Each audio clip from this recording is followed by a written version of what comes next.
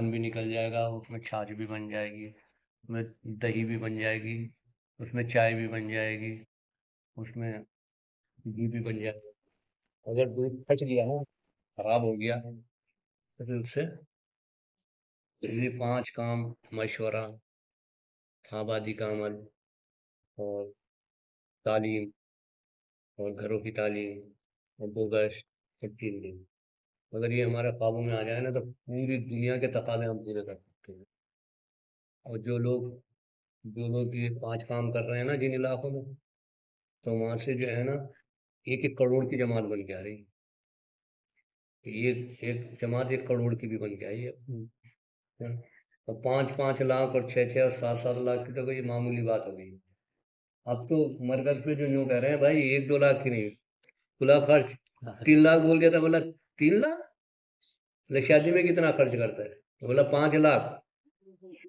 مولوی ستار صاحب نے کہا 5 لاکھ کھلا خرچ، 5 لاکھ، 3 لاکھ میں کیا ہو رہا؟ ہاں، اتنی بڑی بڑی جماعتیں بن جائے الحمد للہ جنہوں نے اپنے مقامی کام کو جما لیا۔ اس لیے ہمارا مقامی کام، یہ 5 کام ہم پابندی سے کریں تو انشاءاللہ ساری دنیا کے تقاضے اس سے پورے ہو جائیں گے۔ لوگوں کے پاس بہت مال ہے لیکن وہ غلط جگہ لگ رہا ہے، ہاں، اور وقت بھی بہت ہے، وہ بھی غلط جگہ لگ رہا ہے۔ اگر ہم یہاں مسجد میں لگوائیں گے انہیں وہ وقت، تو ان کا وقت پھر صحیح جگہ لگے گا، ان کا مال بھی صحیح جگہ لگے گا، ان کی طاقت بھی صحیح جگہ، ان کی عقل بھی صحیح جگہ لگے۔ نہیں تو یہی عقل جو دین کو پھیلانے پہ لگتی ہے، وہی عقل دین کو مٹانے پہ لگے گی، وہی مال جو دین کو پھیلانے پہ لگتا ہے وہی مٹانے پہ لگتا ہے۔ اسی لیے ہم فکر کریں۔ دیکھو علماء کرام کی کیا تنخواہ ہوتی ہے۔ ابھی ایک جماعت آئی 3 لاکھ کی، افریقہ میں جاوے گی، اس میں جاوے گی، یورپ اور امریکہ میں، یعنی 5 ساتھی آئے ہیں بنارس سے۔ بتاؤ کیا ہے علماء کرام کے پاس؟ لیکن انہوں نے اللہ سے مانگا، کوشش کی، کسی نے زیور بیچی، کسی نے زمین بیچی، کسی نے کیسے کر کے آئے، وہ اللہ ہی بہتر جانتا۔ اللہ سے مانگا، رویا دھویا، کیا وہ کیسے کر کے آئے؟ اللہ نے انہیں تیسرا سال، یہ تیسرا سال کیوں ہے؟ ساری دنیا میں مکتب اور مدرسے قائم ہو جائیں۔ دوسرا اور تیسرا سال کیا بتا رہے ہیں حضرت جی؟ کہ ساری دنیا میں مدرسے اور مکتب قائم ہو جائیں۔ جا کے بتاؤ، انہیں بتاؤ کہ ہندوستان میں کیسے مدرسے چل رہے ہیں اور کیسے مکتب چل رہے ہیں، ان کو جا کے بتاؤ، اور وہاں کیسے پڑھائی ہو رہی اور کیسے وہاں عالم بننے ہیں، مفتی بننے ہیں، دائی بننے ہیں، وہ جا کے بتاؤ انہیں۔ اور نہیں ہے تو انہیں لا کے دکھاؤ، دیوبند دکھاؤ، سہارنپور دکھاؤ، وہ دکھاؤ کہ دیکھو ہمارے یہاں کیسے مدرسے چل رہے ہیں، ان کو لا کے دکھاؤ۔ کیا ان کا مال ہے، آگے دیکھیں گے ایسے مدرسے چلائیں گے۔ ابھی حضرت جی کا بھی سفر اسی بارے میں ہوا، مصر ہوا، کیونکہ سب رواج میں چلے گئے کہ دین کی محنت کیسے کرنی چاہیے، ہاں، وہ سارا ان کو عملی دکھاؤ۔ کیسے دکھاؤ؟ کیسے دکھاؤ ان کو؟ عملی۔ آج کا جو ہے نا فتنوں کا دور ہے، حضرت جی نے فرمایا یہ فتنوں کا دور ہے، اور فتنوں کا مقابلہ اپنی طاقت سے مت کرو، فتنوں کا مقابلہ حال کے امر کو پہچانو کہ کیا اس وقت اللہ کا کیا حکم ہے، اس حکم کو پورا کر دو۔ اگر فتنوں کو ختم کرنا ہے تو اس امر کو اللہ کے پورا کر دو، اللہ اس فتنے کو خود ختم کر دے گا۔ اور تم سب مل کے چاہو گے تو ان فتنوں کو ساری دنیا کے انسان، ساری دنیا کے مسلمان، اگر فلسطین پہ جو فتنہ آیا ہے، جو آزمائش آئی ہے، اس پہ یہ نہیں کہ ان پہ ظلم آیا، ان پہ آزمائش آئی ہے اللہ کی۔ فلسطین پہ جو آزمائش آئی ہے، سارے مسلمان اگر اس فتنے کو ہٹانا چاہے، اس آزمائش کو فتنے ہٹ نہیں سکتی۔ اگر سب مسجد میں آ کے تلاوت کریں، ذکر کریں، روزہ رکھیں، دعائیں مانگیں، ہاں، ایمان کے حلقے لگائیں، تعلیم کے حلقے لگائیں، قرآن کو سیکھیں، حدیث کو سیکھیں، دعاؤں کو سیکھیں، تو یہ فتنہ اللہ ہٹا دے گا۔ اس لیے اس کے لیے 3 چیزیں کرنی ہیں۔ کیا کرنی؟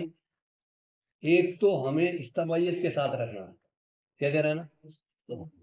کیونکہ جب اجتماعیت ٹوٹ جاتی تو اللہ کی مدد بھی ہٹ جاتی۔ چاہے تم کتنے ہی عمل کرو، عمل کو کرتے کرتے آسمان تک ڈھیر لگا دو، لیکن اللہ کی مدد کیا؟ پہلی بات تو عمومیت کے ساتھ رہنا، خاص بن کے نہیں رہنا۔ عمومیت کے لیے 3 چیزیں شرط ہے. عمومیت میں غریبوں کے پاس جاؤ، خالی امیروں کے پاس مت جاؤ، تعلق والوں کے پاس مت جاؤ، غریبوں کے پاس جاؤ، فرصت والوں کے پاس جاؤ، ہاں، اور جاہلوں کے پاس جاؤ، کیونکہ ان 3 چیزوں سے دین بگڑتا ہے. جاہل کو جو بتا دیں گے اس کو وہی اچھا لگے گا. فرصت والے کو کام نہیں ہے، جس کام میں لگا دو گے اس میں لگ جائے گا. غربت والے کو تھوڑا سا لالچ دے دو وہیں پہ چل دے گا. تو ہر جگہ مسجدوں کو لازم پکڑو. تیسری چیز کیا کرنی؟ مسجدوں کو لازم پکڑو، کیونکہ یہ مسجد جو ہے یہ کنٹرول روم ہے، اور اعمال جو ہے وہ ہمارے ہتھیار ہیں، ہماری مشینیں ہیں. کیا مسجد سے بیٹھے بیٹھے ساری دنیا کو کنٹرول کر سکتے ہو آپ. یہ سارا جتنا غیبی یہ جو ظاہری نظام چل رہا سب کو کنٹرول کر سکتے. اللہ کے نبی نے بیٹھے بیٹھے بارش کو کنٹرول کیا، بارش کروائی بھی اور بارش رکوائی بھی. اور صرف اللہ کے نبی نے نہیں، صحابہ نے بھی کروایا، ان کے بعد والوں نے بھی کرایا، اور آج بھی ایسے سارے اس کو نظام کو کیا. اب اس کے لیے کم سے کم یہ ہمارا اجتماعی معاملہ ہے. اگر کسی کو بھوک لگے وہ روٹی مانگے تو اللہ روٹی دے دے گا. اگر بارش تو بارش کی سب کو ضرورت ہے، تو کہاں جانا پڑے گا اس کے لیے؟ عیدگاہ جانا پڑے گا. اس کے لیے سارے مسلمانوں کی ضرورت ہے. اگر کسی کو اکیلے کو بھوک لگ رہی ہے اور اللہ سے روٹی مانگے تو اسے کسی فرشتے کے ذریعے دے دے، یا کسی امیر کے ذریعے سے دلوا دے، یا کسی چوہے کے ذریعے سے دلوا دے، تو اللہ اس کو روٹی. لیکن اگر بارش مانگے ایک آدمی تو بارش ایک آدمی کو نہیں دیں گے اللہ کا، کیونکہ یہ اجتماعی معاملہ کیا ہے. اس کے لیے سب کو کہاں جانا پڑے گا؟ عیدگاہ جانا پڑے گا. اس لیے آج ہمارے جو مسائل ہیں مسلمانوں کے اجتماعی مسائل ہیں، کیونکہ سارے فلسطین پہ ایک فلسطینی پہ تھوڑی آیا ہے آزمائش، ایک فلسطینی پہ تھوڑی آئی ہے، سارے فلسطین پہ آزمائش آئی ہے. تو اس آزمائش کو ہٹانے کے لیے کم سے کم 51 فلسطینی کو ایسا ہونا چاہیے جن کا تعلق اللہ سے ہو، جن کا تعلق اللہ کے گھر سے ہو. اب مسجد میں کتنے آ رہے بولو؟ ہاں، ابھی بتایا مولانا جمشید صاحب نے کہ ایک کا مسئلہ کیسے حل ہوتا ہے. بولا ایک جماعت آئی، ایک جماعت بنی 4 جوڑوں کی باہر کی. ہاں، تو ایک کے پاس پیسے نہیں ہوئے، پاسپورٹ ہے ان کے پاس، سب کچھ ہے، ویزا بھی لگی ہوئی ہے، لیکن پیسے ہوئے نہیں جانے کے لیے. تو انہوں نے کہا کہ چلو 3 ہی جوڑے چلتے ہیں. انہوں نے کہا چلو ہمیں مرکز تک تو لے کے چلو، اللہ پاک کرے گا تو ہم آگے چلے جائیں گے. تو انہیں مرکز تک لیا ہے. اب جب مرکز سے روانگی ہوئی ایئرپورٹ کی طرف، تو وہ تینوں تو ٹیکسی میں بیٹھ گئے، یہ کھڑے رہ گئے. ان سے کہا تم واپس چلے جاؤ، تمہارے پاس پیسے ہیں نہیں، ٹکٹ کے لیے پیسے نہیں ہیں. کیا اب انہوں نے وہیں کھڑے کھڑے دونوں نے، وہ عورت بھی رونے لگی نقاب کے اندر، اور وہ آدمی بھی رونے لگا، اور اللہ سے چھپ کے دعا کرنے لگے روتے روتے. ایک کوئی آیا فرشتے کی شکل میں اور پیسے دے کے چلا گیا. تو جاؤ تم.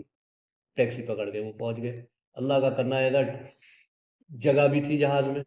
تو ایک کا مسئلہ کیسے حل ہوگا؟ لیکن سب کا مسئلہ ایسے ہے. اس لیے ہمیں اجتماعیت کے ساتھ مسجد کو لازم پکڑو.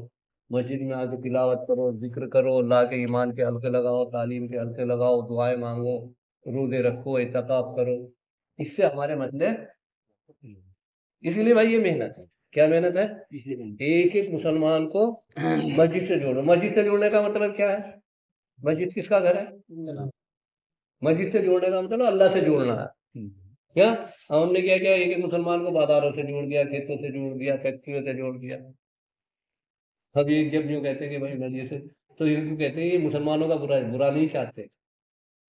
ہم مولانا پہلے مسلمان کیا کہتا تھا؟ مسجد کی بات بازار میں لے کے جاتا تھا. آج کیا ہو گیا؟